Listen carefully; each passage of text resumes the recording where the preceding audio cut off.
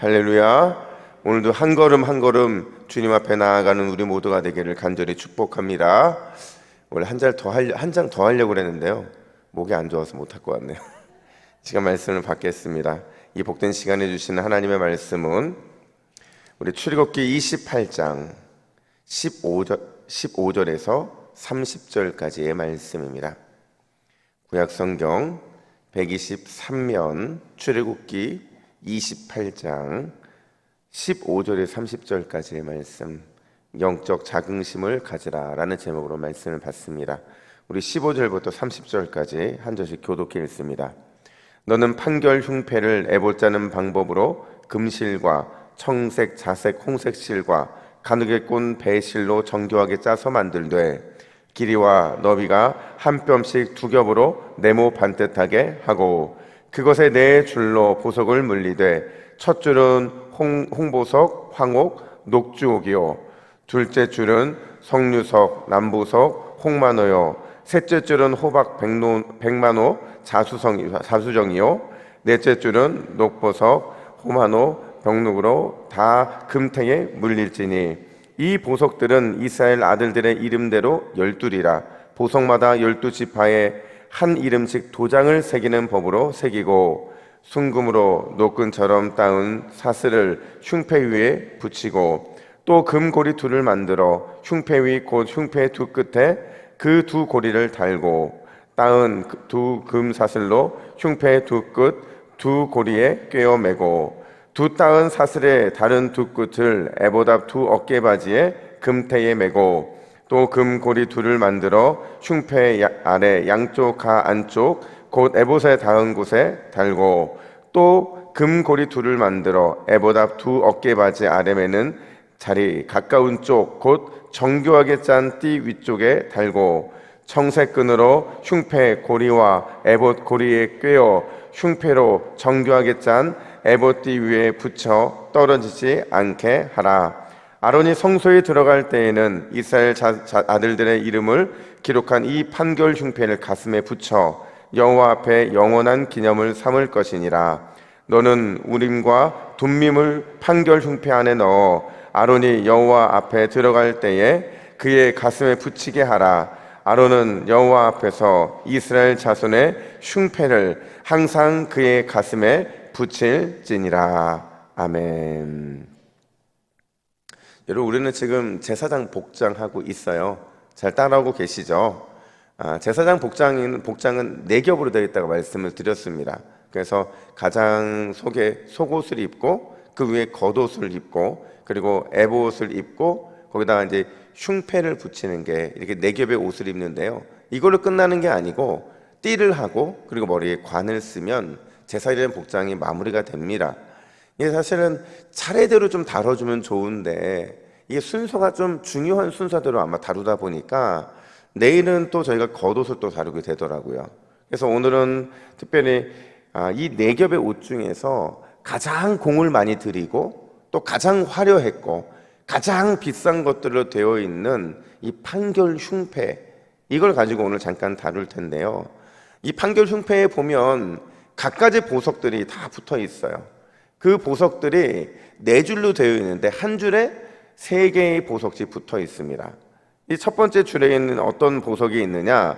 홍보석, 황옥, 녹주옥 이렇게 붙어 있고요. 두 번째 줄에는 어떤 보석이 달려 있어요? 석류석, 남보석, 홍만호 이렇게 붙어 있습니다. 세 번째는 호박, 백만호, 자수정, 그리고 네 번째는 녹보석, 호만호, 벽옥 이렇게 붙어 있습니다. 이렇게 보시면 총 12개의 보석인데 이게 12개의 지파를 상징한다는 건 이미 다 아실 거예요. 근데 문제는 뭐냐면 저도 이 본문을 읽으면서 야, 이게 무슨 보석인가? 우리 같으면 루비, 사파이어, 이 다이아몬드 이렇게 좀 알기 쉽게 해주면 좋은데 그 당시에는 그런 기술이 없다 보니까 그냥 보석의 이름을 이렇게 좀 비슷한 건 다 그런 보석류로 쳤거든요. 근데 우리는 감동이 없지만 그 당시 이스라엘 백성들, 광야에 있는 이스라엘 백성들이 이 보석을 딱 보는 순간 와, 이렇게 느껴지는 보석들이었다라는 거죠. 그래서 이 보석들이 어떤 거냐, 제가 그림으로 또 보여드릴게요. 이렇게 되어 있는 겁니다. 에봇 위에다 붙이는 이 가슴에 붙이는 것들인데, 이 오늘 어떻게 달아야 되는지 위에 있는 뭘로 달고 밑에는 뭘로 달고 보이니까 좀 뭔가 느낌이 오시죠? 그죠? 이렇게 보석이 12개의 보석으로 되어 있고 전체는 금박으로 다 쌓여져 있고 그 다음에 고리조차도 하나하나의 의미를 담아서 만든 게 바로 이 에봇인데요. 흉패죠.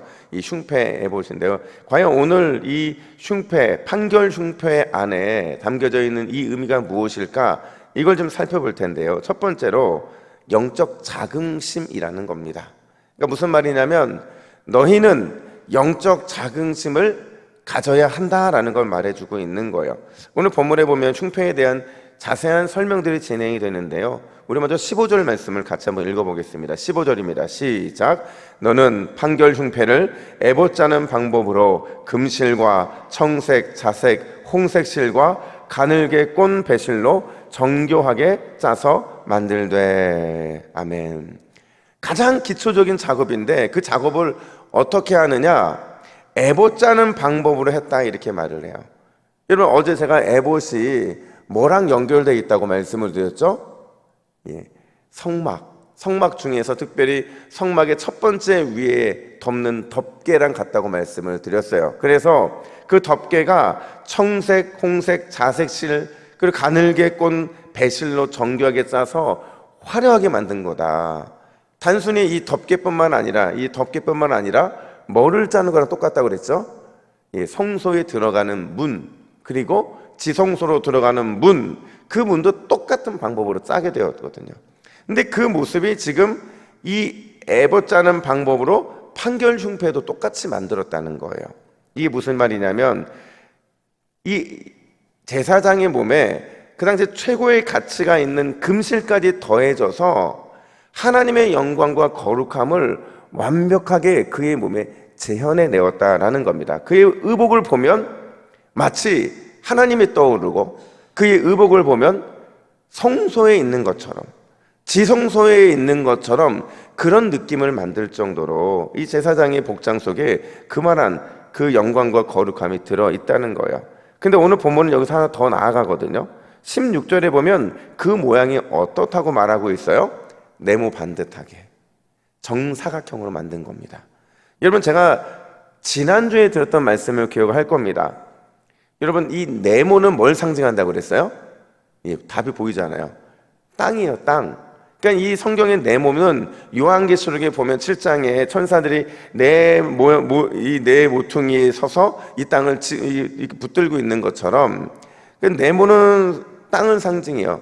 완전한 정사각형이니까 그 완전 땅을 구현해낸 거거든요. 근데 그 땅을 살아가는 12지파의 이름이 지금 어디에 적혀있다고 말하냐면 어제 본문에는 이 호마노 어깨에 이름이 새겨져 있었다고 한다면 오늘은 이 흉패에 적혀 있다 이렇게 말을 하고 있어요. 여러분 어제 어깨에 이스라엘 백성들의 이름이 있다는 건 무슨 얘기라고 그랬어요?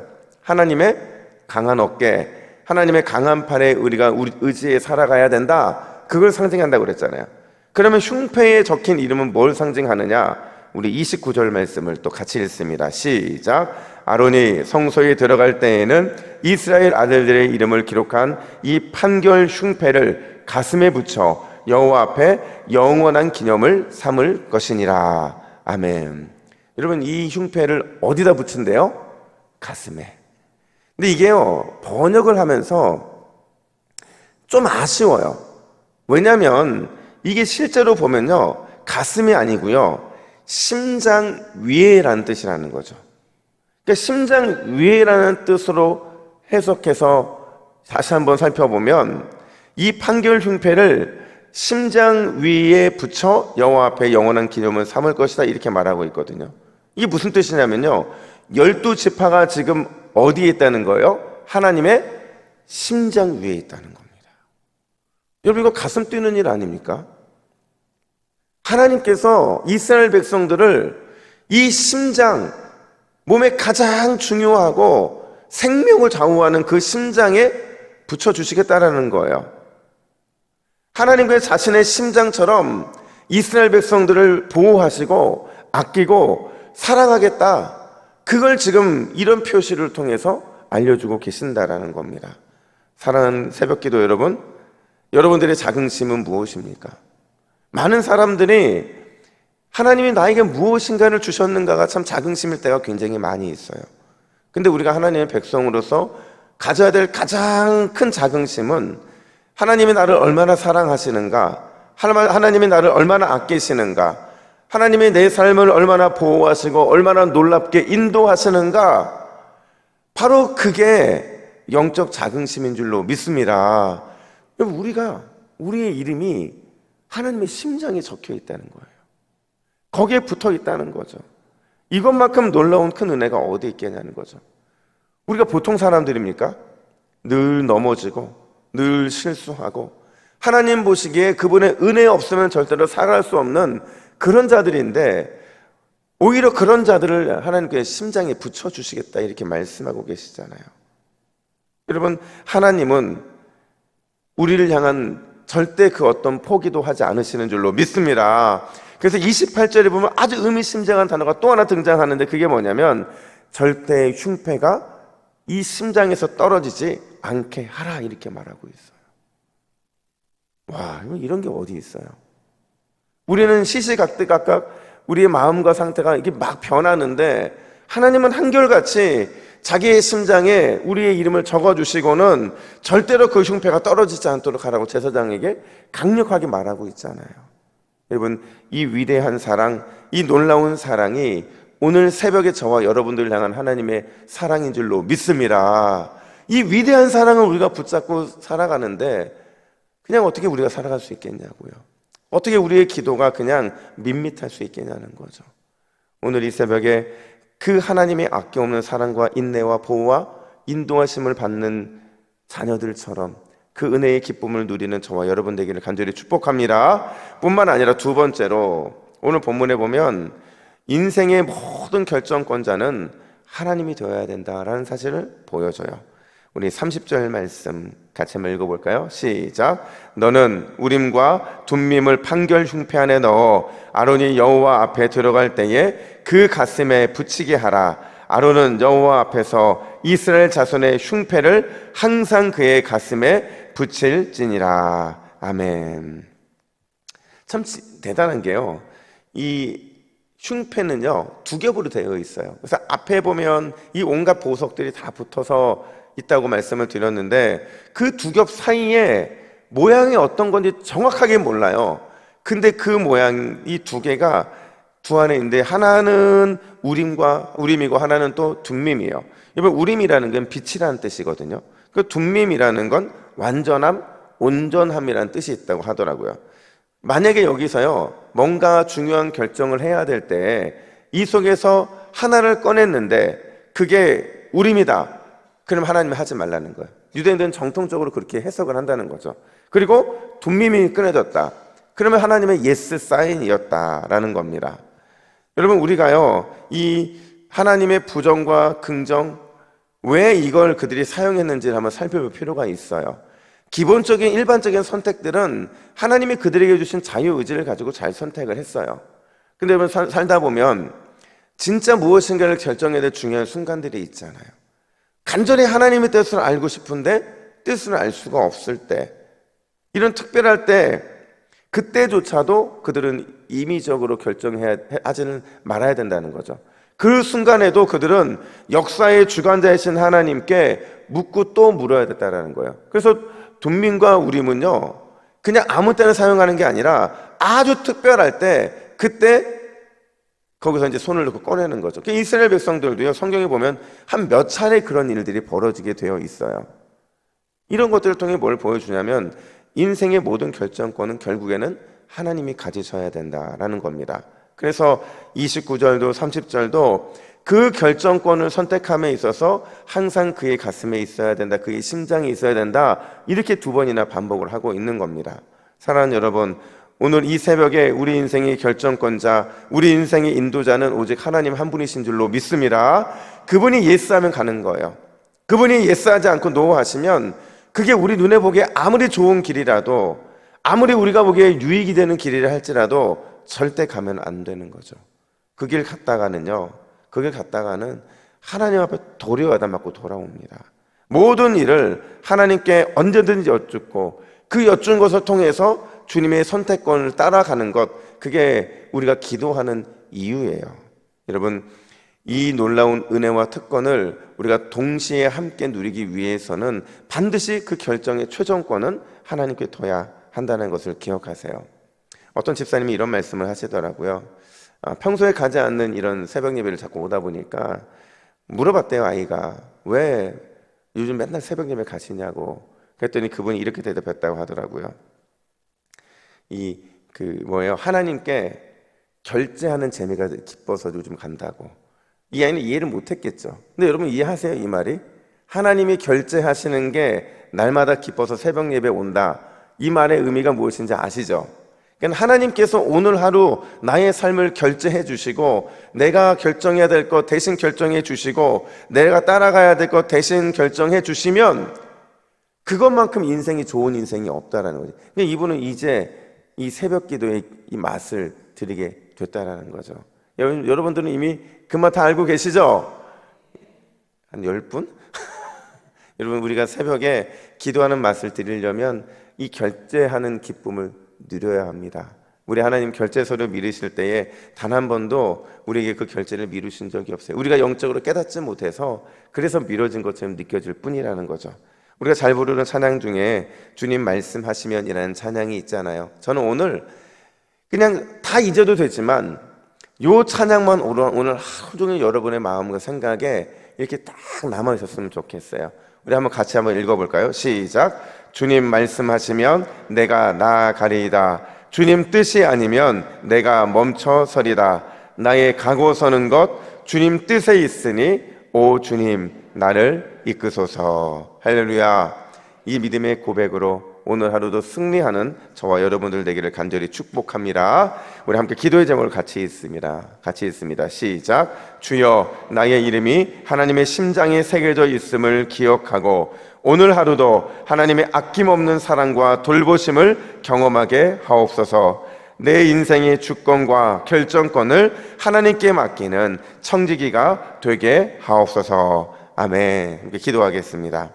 하나님 아버지, 하나님의 우리를 얼마나 사랑하시는지, 우리를 얼마나 보살피시는지 우리의 이름이 하나님의 심장에 있음을 감사드립니다.